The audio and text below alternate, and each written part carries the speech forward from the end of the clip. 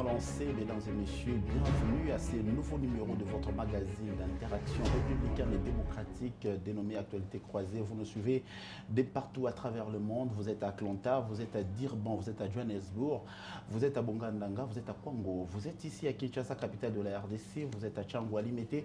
Vous suivez ces programmes Actualité croisée dans notre chaîne YouTube JT et MAG, mais également dans des chaînes partenaires qui ont accepté de vous relayer les informations des entreprises, mais également de ce qui concerne le monde des affaires en République démocratique du Congo et à travers le monde. Pas comme d'habitude, aujourd'hui nous parlons d'une œuvre d'esprit, d'une personnalité, ou soit d'un Congolais qui s'est vraiment enraciné dans le domaine de la sécurité sociale en République démocratique du Congo, possédant une expérience avérée dans ce domaine. Il venait d'ailleurs de publier un ouvrage, l'ouvrage que nous allons décortiquer des fonds en comble. Qu'est-ce qui est de la sécurité sociale? Qu'est-ce qui n'a pas été fait?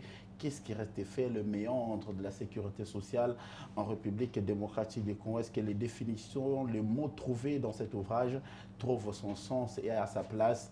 Les réponses dans cette émission qui a l'insigne honneur de recevoir pour vous Monsieur Yannick Mavita Mukwanga, c'est l'auteur de l'ouvrage Cadre de référence international et système de sécurité sociale en République démocratique du Congo, on tend vers une couverture sociale universelle. Monsieur Yannick, bonjour et bienvenue dans ce cadre qui vous reçoit pour la première fois afin de palper des fonds en comble votre ouvrage intitulé Cadre de référence international et système de sécurité sociale en République démocratique du Congo vers une couverture sociale universelle. Bienvenue. Merci beaucoup de me recevoir ici dans cet endroit et un beau cadre. En passant, je commence d'abord par vous féliciter parce que c'est toujours bien quand on dit consommer congolais, c'est dans toutes les dimensions. C'est une bonne chose qu'on voit les choses qui sont en train d'être faites par les Congolais et des choses qui sont en train de se présenter avec un degré de professionnalisme très avancé. Je suis arrivé ici, je crois que le cadre est intéressant, ça donne envie de parler, ça donne envie d'entrer en profondeur et surtout pour présenter davantage cette œuvre d'esprit qui est mon livre que j'ai publié il n'y a pas longtemps. Vous venez de publier un livre il n'y a pas longtemps. Vous êtes, si j'ai loupé ça dans ma présentation, directeur technique de la CNSAP. Qu'est-ce que signifie CNSAP à votre avis? CNSAP, Caisse nationale de sécurité sociale des agents publics de l'État, c'est un établissement public à caractère administratif et social qui a été créé en 2015 par le décret numéro 15/031 du 14 décembre 2015. C'est un cadre ou une institution qui a été mise en place pour gérer les questions de sécurité sociale pour tous les agents publics de l'État ainsi que leurs familles.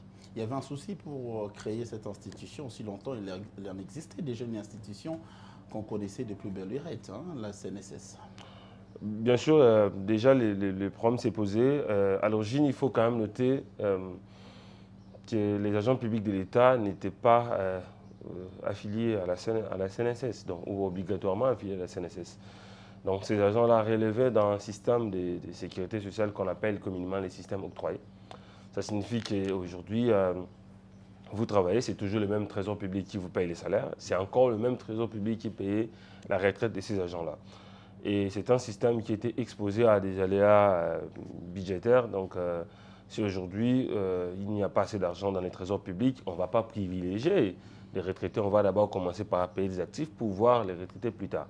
Donc, c'est un système qui n'existait plus presque ailleurs. Donc, il fallait standardiser et réformer les secteurs. C'est dans ce cadre-là de la réforme de l'administration publique qu'on devait créer la CNSA pour, bien entendu, gérer correctement les questions de sécurité sociale des agents publics de l'État. Et c'est ce que nous sommes en train de faire aujourd'hui. Je vous prends au mot, gérer correctement les agents publics de l'État, ce qui concerne la sécurité sociale. Comment comprenez-vous la sécurité sociale? En simple, c'est l'humain dès la naissance ou depuis le berceau à la tombe, l'humain est exposé à un certain nombre de risques qu'on appelle les risques sociaux. Ce sont des risques qui sont liés, qui sont inhérents à la nature humaine, qui sont inhérents au cycle de la vie, donc du simple fait que vous existez. Là, nous sommes ici, bien entendu, nous avons fait des éloges de votre plateau, mais personne entre nous, vous et moi, nous sommes rassurés sur les plafond qui au-dessus de nous a été bien ajusté. Bien ajusté, oui. Là, ça peut nous tomber dessus. Donc, rassurez-vous, c'est bien ajusté. Donc voilà. Nous avons pris les moyens de transport, voilà, que ce soit soit vous étiez en train de conduire, ou les chauffeurs, ou certains prennent des motos, et pour quitter d'un point A à un point B. Nous prenons des risques et nous sommes obligés de nous déplacer. Et pour nous déplacer, nous devons prendre les risques. Et ce sont les risques-là, et l'accident peut arriver. C'est ce qu'on appelle les accidents de travail, des risques professionnels. Il y a des enseignants qui sont exposés à la craie parce qu'ils doivent enseigner. Et quand vous êtes exposé à la craie, vous pouvez être exposé à certaines maladies qui sont liées à cela. Donc il y a ceux-là qui sont exposés à des écrans, qui sont exposés à des sons. Donc ce sont des risques qui sont liés à l'exercice de votre fonction, les risques maladies. Et la sécurité sociale, en fait, c'est l'ensemble des mécanismes qu'on met en place la communauté pour couvrir les individus contre ces risques qu'on appelle les risques sociaux. Et c'est ça ensemble.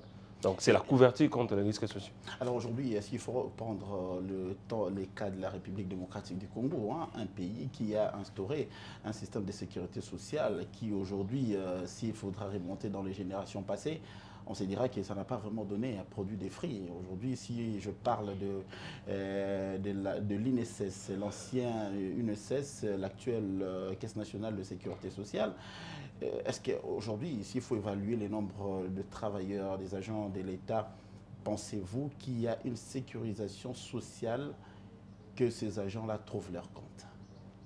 Bon, aujourd'hui, je peux dire que c'est le cas parce que évidemment, c'est ce que nous sommes même en train de faire. Donc, les agents publics de l'État bénéficient d'une couverture sociale, donc organisée par la CENTAP. Il faut faire une étude comparative. Les agents du secteur privé bénéficient également d'une sécurité sociale organisée par la caisseur, la CNSS. Donc, toutes ces questions-là sont organisées. Mais la question, c'est de savoir est-ce que c'est que la couverture actuelle, c'est ça les terminus. La réponse est non. Bien entendu, il y a encore du chemin à faire dans ces secteurs. C'est derrière ça l'objectif de ces livres. Quand je parle d'une couverture sociale universelle, voilà. Alors je peux même poser des questions ici. Qu'est-ce qui peut se passer aujourd'hui si les agents ici tombent malades? Qu'est-ce qui peut se passer lorsque je vis devant là-bas, à l'entrée, il y a des chauffeurs de 207, des motards. Qu'est-ce qui peut se passer si sa femme doit accoucher, si elle doit tomber malade, toutes ces questions-là? Il y a des questions qu'on ne se pose pas. Est-ce qu'on peut se poser la question, que feras-tu un chauffeur de 207 à l'âge de 65 ans, par exemple? Parce qu'à un moment donné, nos forces vont finir par nous libérer. C'est pour cela qu'on appelle ça la prestation de la vieillesse, parce que vous n'allez plus prester, parce que vous n'êtes plus en mesure de travailler. Alors, qu'est-ce qui va se passer? On se pose rarement des questions de savoir quelle est la vie d'un chauffeur, quelle est la vie d'un motard, quelle est la vie de tous ces compatriotes congolais à 70 ans, tout ça, qu'est-ce qui se passe, comment ils gagnent la vie et qui fonctionne dans, je peux dire, l'élément de base, l'élément principal de leur prestation, c'est leur corps physique qui n'est appelé qu'à se dégrader, à se détériorer au fil du temps.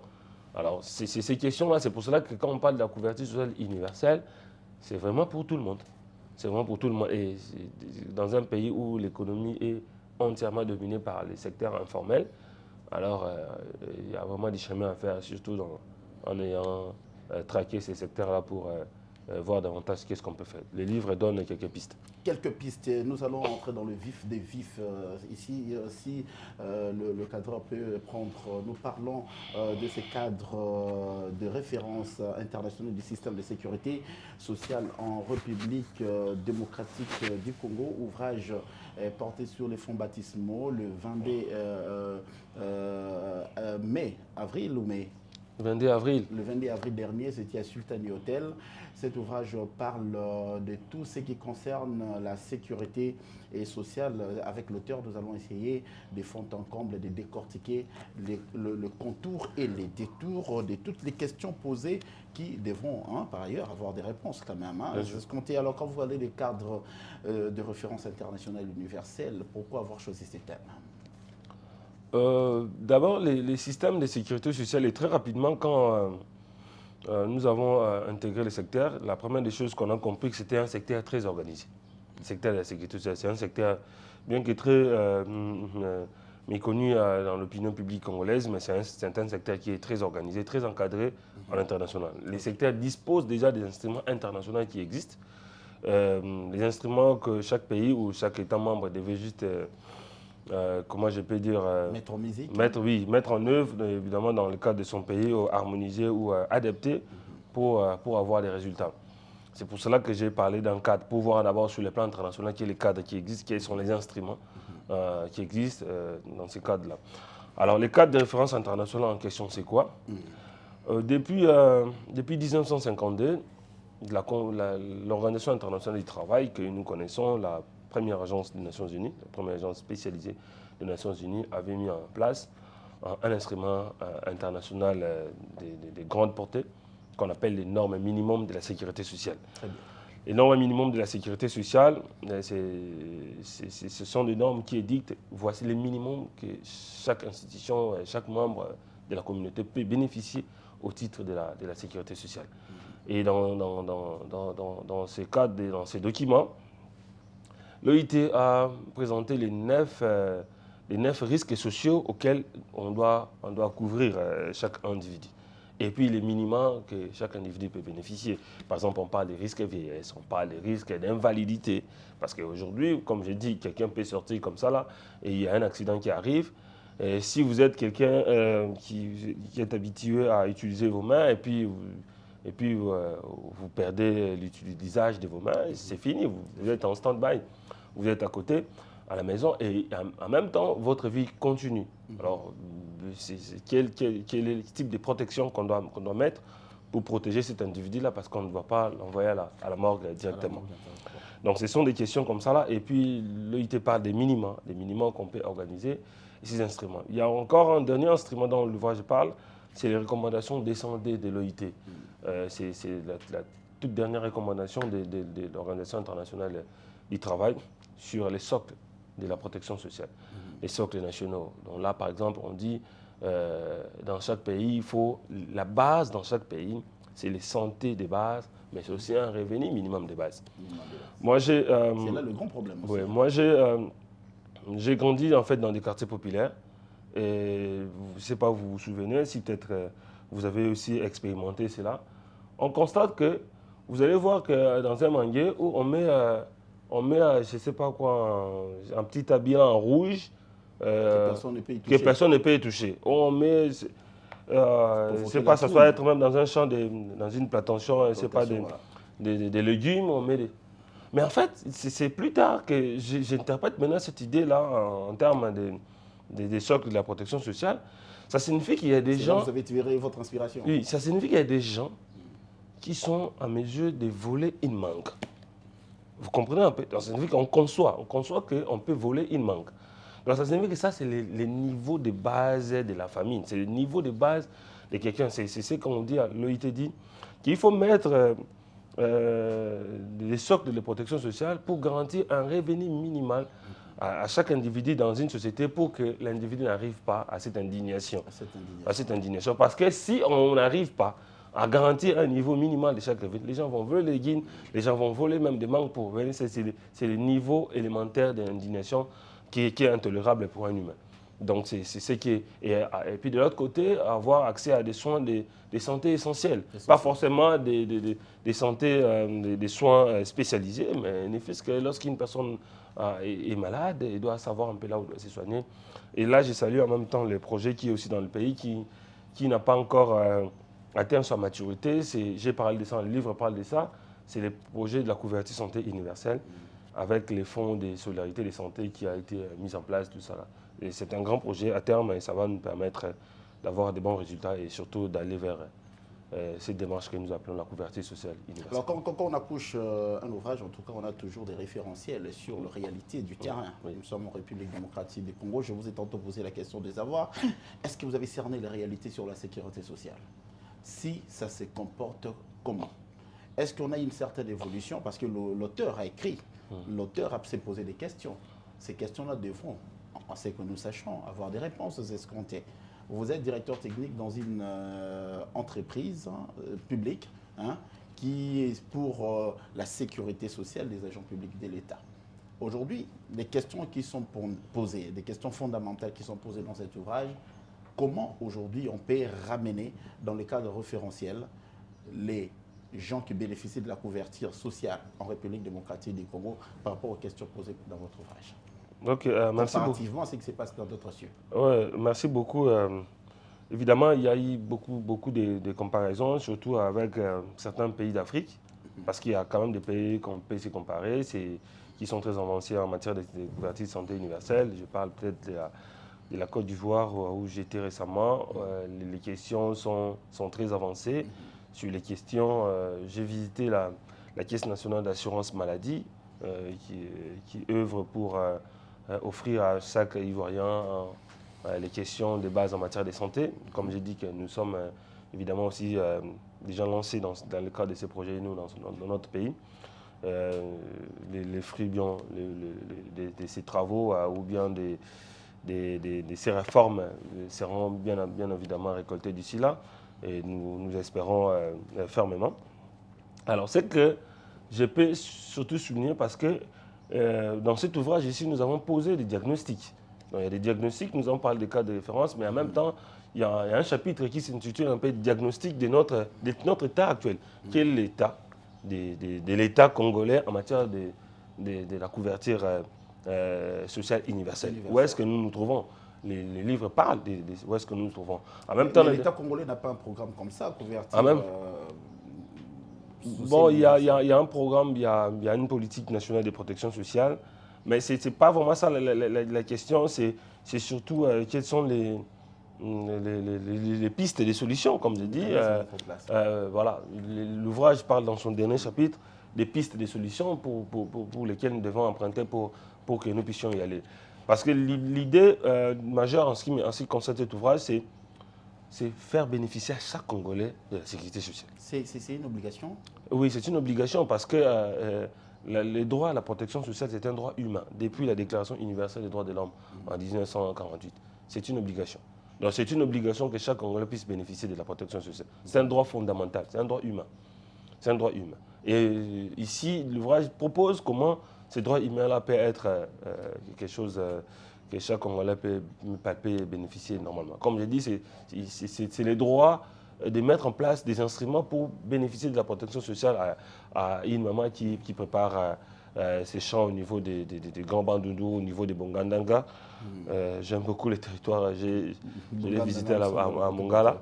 Donc, toutes ces questions-là, c'est important. C'est important que nous puissions nous interroger, nous en tant qu'experts du domaine, comment les Wewa, comment nos frères des ancêtres, comment les mamans qui vendent le marché, comment ils doivent faire lorsqu'ils sont malades, comment ils doivent faire lorsqu'ils doivent aller à la retraite, comment ils doivent faire en cas d'accident, comment ils doivent faire toutes ces questions-là. Et nous devons proposer, mettre en place des instruments pour régler. Et j'ai aimé parce que, comme je dis, c'est faisable. J'ai eu un entretien la semaine dernière avec nos amis de la CNPS et de la Côte d'Ivoire sur les questions. Ils ont mis en place un régime qu'on appelle le régime des indépendants. Donc des gens qui sont sans patron, mais qui produisent et qui réalisent des activités économiques. Et en 3 ans, ils ont enrôlé près de 500 000 assujettis qui bénéficient d'ailleurs. Il y a une des choses qui m'ont dit, c'est nous qui pensons de l'extérieur que ces gens-là ne sont pas organisés. Quand vous arrivez aujourd'hui au marché des Igida, et quand vous allez vous adresser à toutes les mamans, on va vous dire de commencer d'abord par une personne qu'ils appellent peut-être un président. Voilà, c'est peut-être ces présidents-là. Donc il y a toujours des organisations. Donc, que ce soit informel ou formel. Oui, ce sont des secteurs qui sont organisés et nous pouvons nous appuyer à ces organisations-là pour... dans les livres, nous parlons de la mise en place d'une confédération des acteurs indépendants. La confédération, famille des démarches, ce n'est qu'une association de fédération. Par exemple, l'association des chauffeurs, l'association des mamans maraîchères, l'association de ceci, et pour que nous puissions avoir un point d'attache, un point dans le cadre, un partenaire unique dans le cadre du dialogue social pour voir comment. Parce que s'il n'y a pas de dialogue, c'est le maître mot de notre domaine. S'il n'y a pas de dialogue, bien entendu, il n'y aura rien par la suite parce que sinon, ça sera tout ce que vous faites sans moi et contre moi. D'accord. Voilà. Alors, monsieur l'auteur, vous avez parlé du principe de durabilité de la sécurité sociale. Je cite, la sécurité sociale doit être financièrement durable. Le régime de sécurité sociale doit être conçu pour être viable financièrement afin de pouvoir fournir une protection sociale continue aux travailleurs et à leurs familles. Le système de sécurité sociale sont conçus pour rester fonctionnels dans les temps. Le régime contributif de retraite pour de prestations de vieillesse sont par nature des régimes de longue durée. Ces régimes tiennent compte de l'intégralité de la carrière de l'individu et il est dans ces cas importants que le droit payé aujourd'hui tienne compte des engagements futurs qui peuvent se matérialiser dans les 30 prochaines années selon le métier. Alors, je prends ce paragraphe. Alors, qu'est-ce que vous aviez voulu expliciter là-dessus, sur la durabilité de la sécurité sociale? Oui, en fait, la sécurité sociale, ce n'est pas un événement ponctuel. Ce n'est pas un événement ponctuel. On n'organise pas la sécurité sociale. Aujourd'hui, on fait... Parce que ça n'arrive que quand quelqu'un n'est plus en exercice de ses activités. Oui, en fait. Mais les problèmes de la sécurité sociale, ça commence bien avant. Ça ne commence pas... La couverture de la sécurité sociale, ce n'est pas le jour où on va vous mettre à la retraite. Du moment où vous avez déjà commencé à gagner quelque chose, la question de la retraite commence déjà à se poser.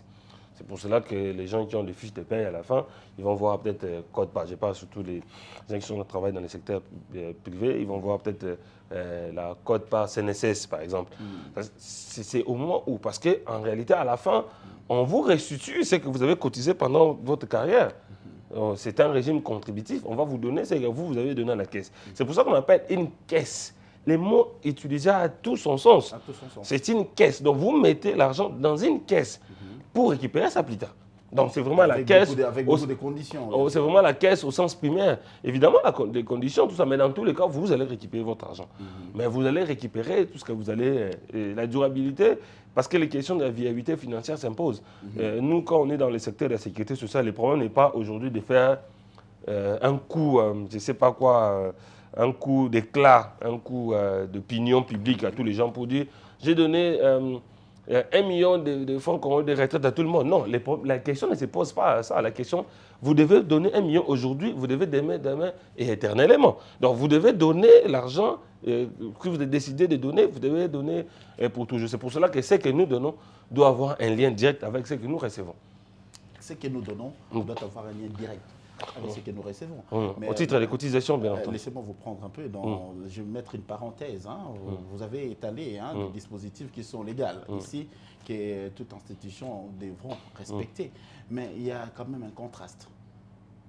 Il y a quand même un contraste dans l'applicabilité de la sécurité sociale, de ceux qui doivent bénéficier de la sécurité sociale. Il y a une frange de la population qui a servi l'État en bonne et due forme, mais arrivé à la fin, on lui fait traîner, on lui fait marcher.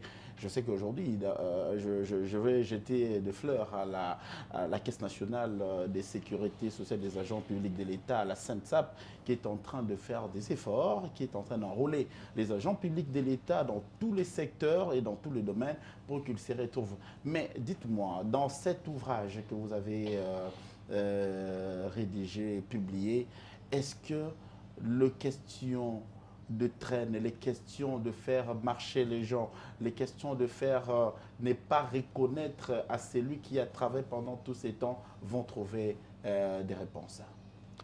Merci beaucoup. Normalement, les livres n'abordent pas cet aspect parce que c'est... Et pourtant, c'était important. Non, parce que c'est résolu. Parce que c'est résolu. Donc, je ne vais pas parler... je préfère donner peut-être l'exemple de la SENSAP là où je travaille parce que dans la direction dont j'ai le privilège de diriger actuellement, j'ai tout un département qui s'appelle département des relations avec les partenaires sociaux. Donc, c'est le département qui s'occupe des questions des relations clients. C'est là où vous avez puisé votre... Donc, Vous avez Donc, puisé un peu il y a de matière. les questions des relations clients, parce que les questions des relations clients, et nous avons tout un centre d'appel qui s'occupe un peu des questions de proximité entre la SENSAP et ses assurés. C'est impossible. Donc, les gens ne les traînent pas. C'est impossible. Et si vous venez aujourd'hui pour vous faire enrôler à la SENSAP, vous rentrez avec la carte le même jour.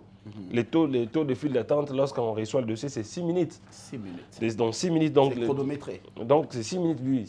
Les problèmes ne se posent pas ces questions-là. Donc, il n'y a pas aujourd'hui un retraité de l'État qui a travaillé correctement et qui dira qu'il est à la SENSAP en train de faire des démarches qui ne reçoit pas son argent.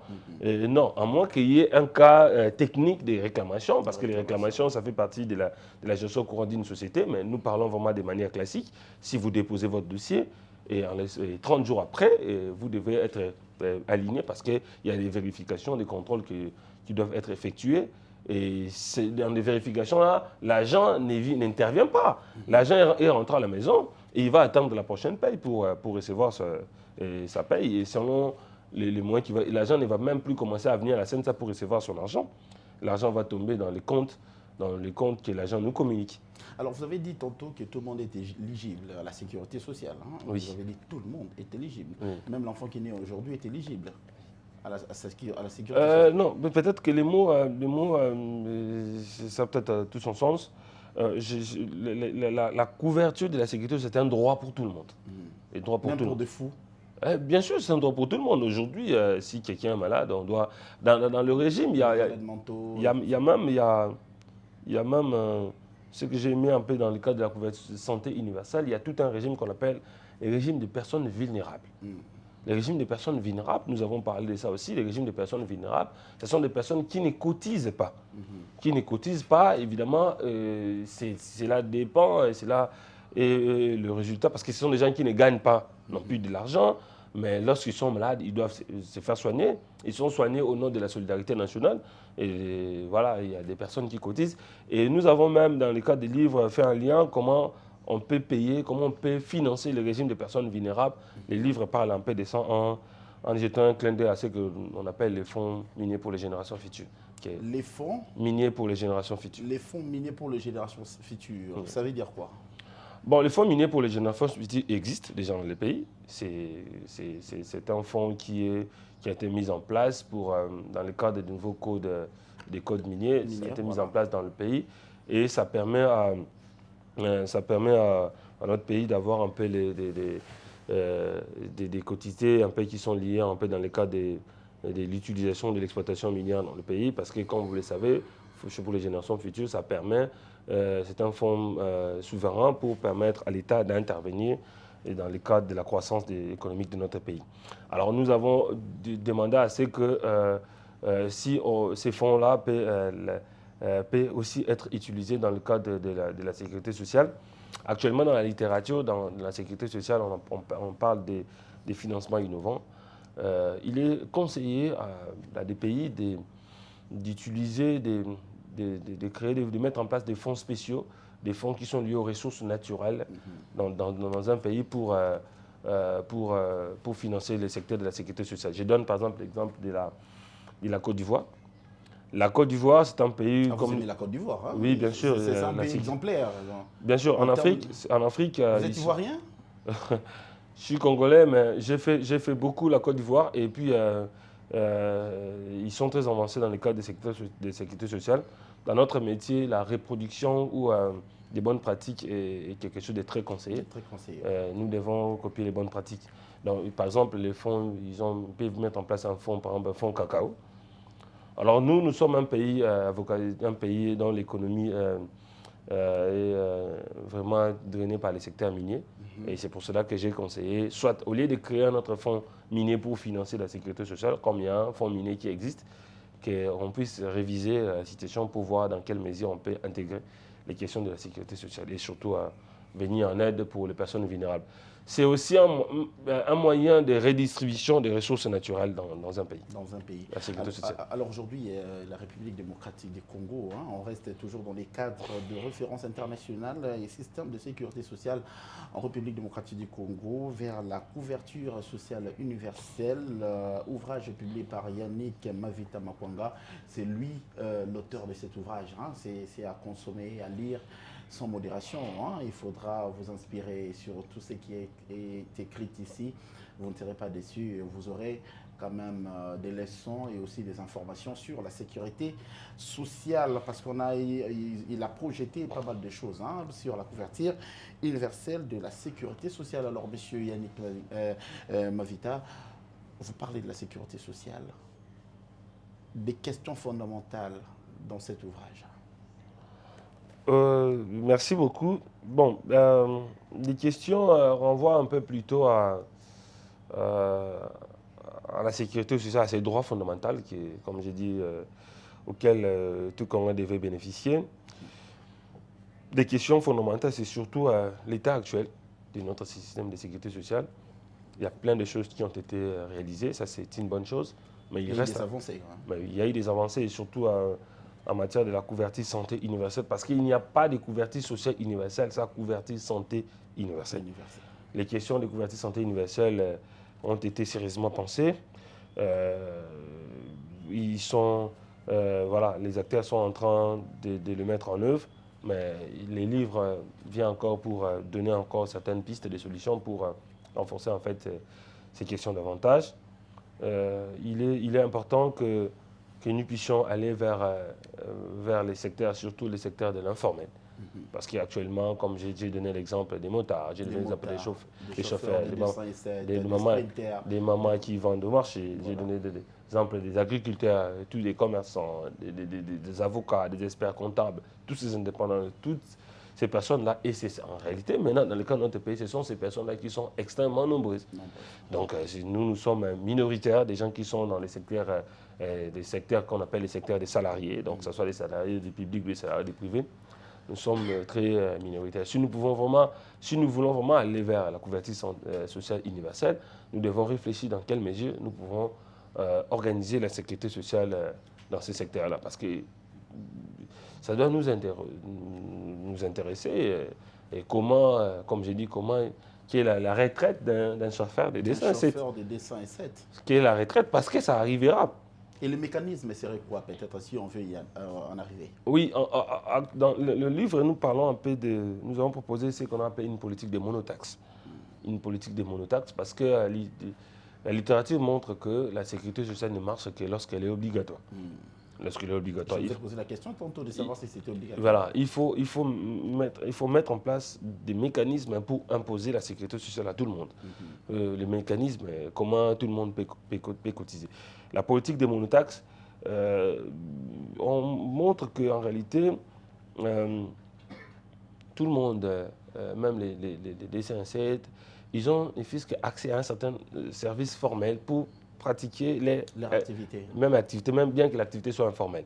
Il y a les plaques d'immatriculation. Pour avoir une plaque d'immatriculation, vous devez aller à la DGI. Et la DGI n'est pas un service informel. C'est un service permis, c'est un service formel. Les permis de conduire. Toutes ces questions-là, tous les services formels auxquels les acteurs du secteur informel sont attachés, il faut coller ça peut-être aussi à l'exercice de la sécurité sociale.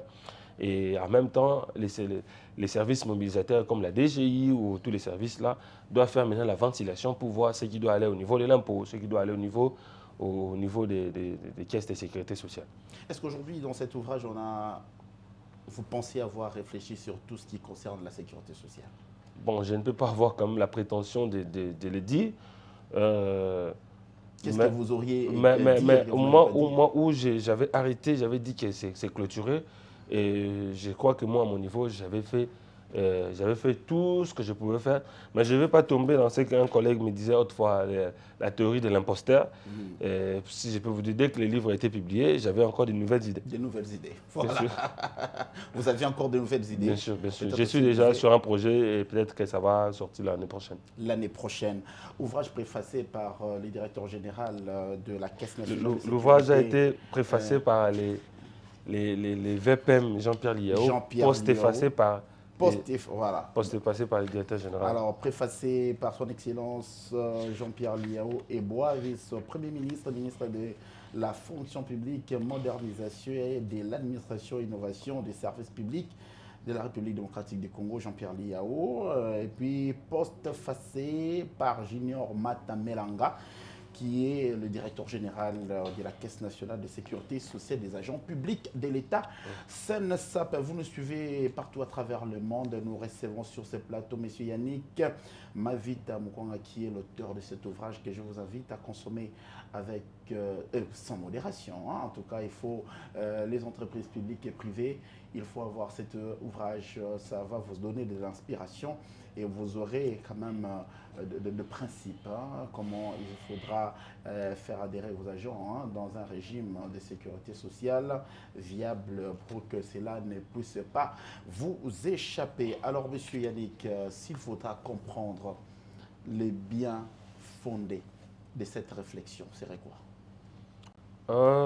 Comme j'ai dit, il y a la couverture sociale. Les Congolais ne lisent pas, vous le savez. Oui, non. Vous avez caché toute une richesse ici. Non, je ne peux pas. Je n'ai pas dit que les Congolais ne lisent pas alors que je suis Congolais. Donc, pour faire cet ouvrage, j'ai lu plus de 100 ouvrages. Nous lisons. Ah, ça c'est Yannick hein, qui a eu. Non, nous lisons. Je pense que dans cet ouvrage, il y a le résumé, ce sont les démarches que nous avons proposées pour aller vers une couverture sociale universelle.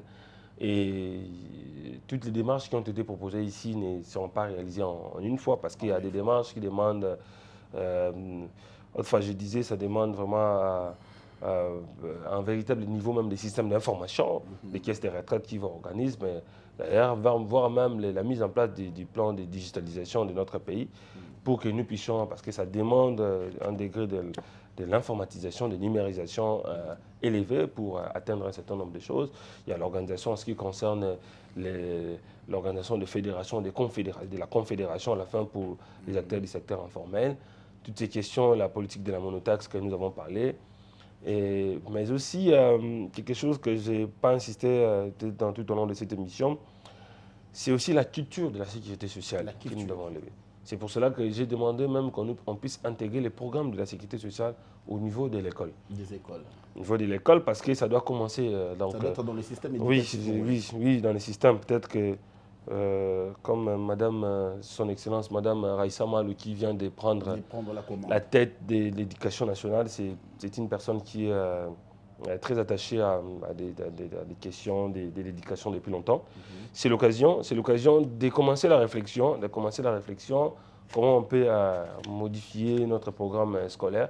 Parce que ce n'est pas normal que nous tous nous apprenions les mots sécurité sociale quand on arrive après l'université peut-être, ou voire même voilà, vers la fin de l'université.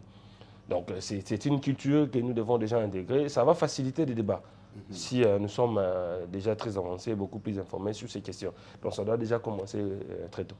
C'est un vœu émis par l'auteur de l'ouvrage. Bien sûr, ça fait partie d'une démarche que nous avons proposée dans le cadre de cet ouvrage. Vous avez proposé dans le cadre de cet ouvrage, je crois que la ministre de l'enseignement primaire, secondaire, va tenir compte de cette recommandation de l'auteur de l'ouvrage, cadre de référence international les systèmes de sécurité sociale en République démocratique du Congo qui tend vers une couverture sociale universelle. Monsieur Yannick Mavita, aujourd'hui, hein, nous sommes en 2024. Comment, une question subsidiaire, évaluez-vous les niveaux de la sécurité sociale par rapport aux pratiques sur le terrain? Il faut être très franc. Bien sûr, bien sûr.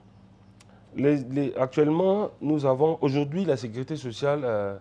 Je ne dirais pas que nous avons vraiment atteint les points finaux, mais aujourd'hui, la sécurité sociale est beaucoup plus avancée qu'hier parce qu'il y a des instruments. La sécurité sociale ici, il y a d'abord des caisses de sécurité sociale qui s'occupent pour des questions de revenus. Mais il y a les projets de la couverture sociale universelle qui est déjà sur le terrain. Je ne dirais pas qu'on est vraiment à zéro, il y a déjà quelque chose, mais il faut juste que nous mettons vraiment en œuvre tous les écrits pour que nous arrivons à ce que j'aime beaucoup parler de la sécurité sociale effective, non de la sécurité sociale légale. Donc, la sécurité sociale qui se trouve simplement sur les textes. Alors les textes là, doivent être mis en application pour arriver à donner à chaque Congolais ce qui doit bénéficier de ses droits fondamentaux. Alors, la libéralisation de ces secteurs de la sécurité sociale, c'est aussi un débat. Est-ce que cela vaut la peine? Bon, comme cela s'est fait dans d'autres comme je dirais un peu les mots me dérangent parce que je trouve que les mots, parce qu'en tant qu'économiste de la formation, les mots libéralisation me paraît un peu, comment je peux dire, un peu complexe. Je préfère plutôt une organisation en ce sens parce que c'est un droit et c'était vraiment une tâche. Ça fait partie des attributions étatiques et s'il revient à l'État d'organiser les secteurs et surtout en mettant en place des institutions dignes qui doivent gérer. Et je crois que c'est déjà le cas. Aujourd'hui, la SENSAP est en train d'avancer, de faire des prouesses fondamentales dans le cadre de ces secteurs ici. Et puis, il y a une caisse qui a commencé il n'y a pas longtemps, mais on voit comment la caisse est en train d'évoluer. Donc, je pense qu'il y a beaucoup plus de chances en donner à ces secteurs. Je pense que si nous continuons à travailler davantage, on va atteindre vraiment nos objectifs qui sont fixés. Est-ce qu'aujourd'hui les autorités politiques aident les institutions à évoluer pour que la sécurité sociale ne soit pas un fait raconté, mais que ce soit quelque chose de vécu? Bien sûr, parce que la SENSAP, pour donner juste l'exemple, la SENSAP, il y a une loi numéro 22/031 qui a été promulguée par des chefs de l'État, son Excellence Félix Tshisekedi. Donc voilà, c'est pour dire qu'il a promulgué une loi de la sécurité sociale en 2022 et tous les différents textes, les mesures d'application ont été pris par son Excellence le VPM Jean-Pierre Liao, qui a même préfacé cet ouvrage. C'est pour dire que les autorités politiques sont impliquées, ils sont concernés. Parce que ça ne peut pas marcher sans les autorités politiques, c'est impossible. Donc vous vous insurgez sur la libéralisation de ces secteurs de la sécurité sociale. Aussi longtemps, le secteur des assurances est libéralisé. On ne peut pas donner la chance à d'autres personnes aussi? Non, je pense que ce n'est pas du tout la même chose. Ce n'est pas du tout la même chose. Nous, on fait l'assurance sociale. Là-bas, il s'agit de l'assurance commerciale. C'est des domaines presque différents. L'assurance commerciale, la concurrence doit être de mise et c'est pour cela que ça doit être libéralisé. On a parlé trop français, on a été trop francophone, parce que l'émission à caractère bilingue, je vous ai parlé. Vous le parlez lingala, non? Bien sûr, en vrai qui non.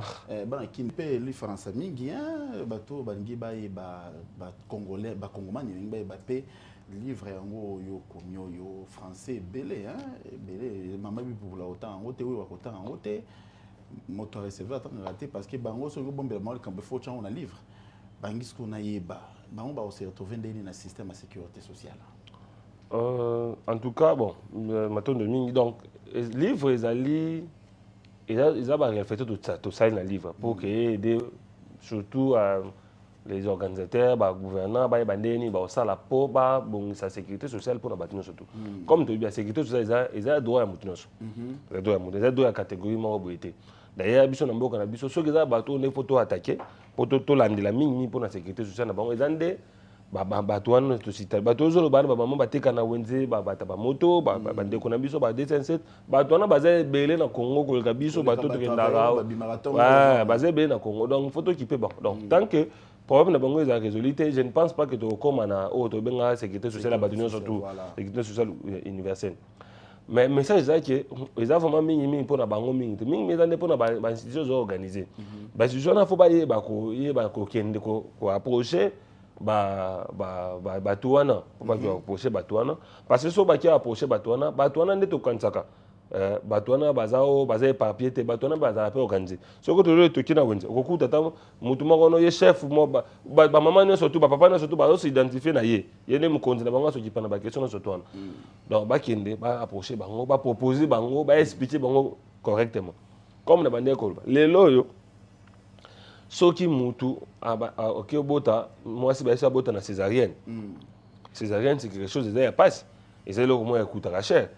Donc ceux qui le lot césarienne coûte cher, tout ça doit $500.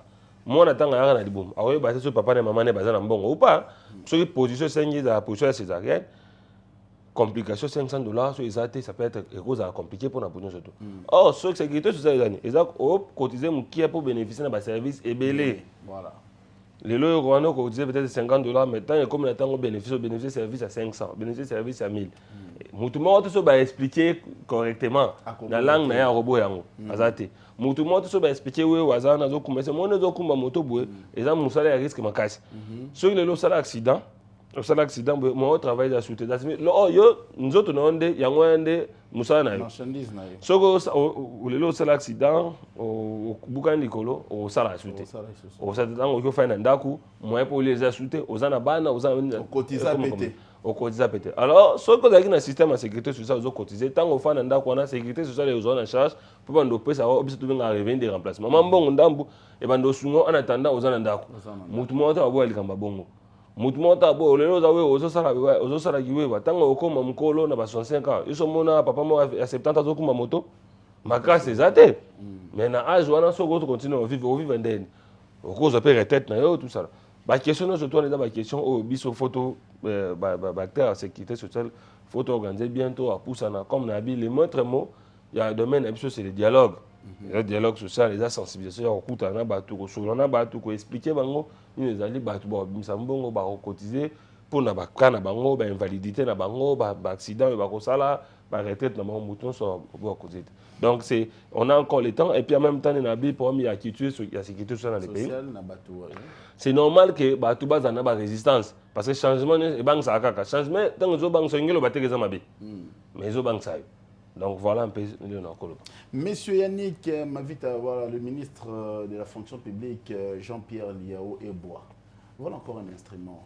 Sous ces alliés et là comme sous le chef de l'État pour renouveler votre confiance. Je crois que vous devez vous baser aussi sur cet ouvrage que vous avez préfacé, Valeurs et Zali Makassi, application à Marambou Salemia, on vous a appelé les Tomba pour le peuple congolais, pour la population congolaise, on a besoin à Yeba. C'est quoi la sécurité sociale? C'est quoi la couverture universelle sociale? Bisika nyonso azwami ozana bongandanga ozala na kwango ozala bisika nyonso azwami na République démocratique du Congo yeba eke couverture ya sécurité sociale et puis sécurité sociale et lobby Yannick Mavita ezali obligatoire. Alors monsieur Yannick, je crois qu'on va chuter par là, peut-être un mot de la fin pour on a vu l'ouvrage vous avez dans votre livre vous avez c'est fait quoi ces chaînes? Chaîne signifie la solidarité. Okay. La solidarité. La solidarité, c'est l'élément moteur de notre métier de la sécurité sociale. Donc, c'est cette solidarité qui fait que vous, aujourd'hui, vous cotisez 50 francs, mais quand vous tombez malade, vous bénéficiez des soins des 100 000 francs. Mais d'où vient cet argent-là? C'est aussi l'argent des autres qui n'étaient pas tombés malades pendant que vous étiez tombés malades. Donc c'est la solidarité. Donc s'il n'y a pas de la solidarité, il n'y a pas de sécurité sociale. C'est pour cela que j'avais choisi cette image ici de la chaîne. Très belle illustration, comme dit votre slogan de la SENSAP, tous solidaires, tous bénéficiaires. C'est par cela que nous allons chuter dans cette émission Actualité croisée. Vous avez suivi des partout à travers le monde. Nous avons palpé et puis tourné autour de cet ouvrage qui s'intitule Cadre de référence internationale et système de sécurité sociale en République démocratique du Congo vers la couverture sociale universelle. Nous l'espérons pour tout le monde. Oui, ou à Taximène 207, toi qui évolues dans le secteur informel, tout le monde est éligible à la sécurité sociale et tout le monde doit aussi bénéficier de ses droits car c'est une obligation légale. Merci à vous de nous avoir suivis partout à travers le monde. Nous vous fixons rendez-vous pour un prochain numéro de votre magazine Actualité croisée. Au revoir.